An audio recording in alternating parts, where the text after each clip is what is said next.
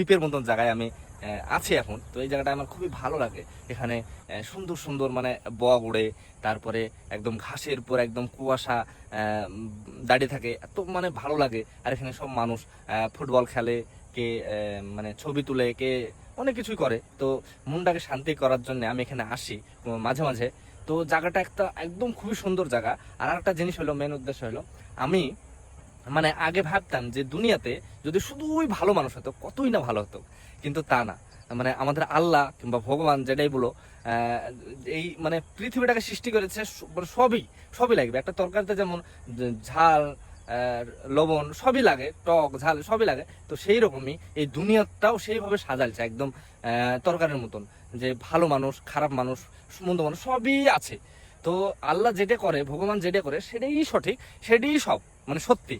এটা মানে আমি এখন বুঝতে পারছি। আর আরেকটা জিনিস হলো, সবসময় চেষ্টা করতে হবে, আমি হিন্দু হোক আর মুসলিম হোক আর খ্রিস্টান হোক আর বৌদ্ধ হোক, মানে কাউকে, কোনো মানুষকে কষ্ট দেওয়া যাবে না, আমার কথাতে যেন ও আঘাত না পায়, এরকম মানে সবসময় চেষ্টা করতে হবে। তাহলে এখানে মানুষের মতন মানুষ মানে হওয়া যাবে। আমার তো সেটা মনে হয়। এবার তোমাদের কেমন মনে হয় তোমরা অবশ্যই কমেন্টে জানাতে পারো।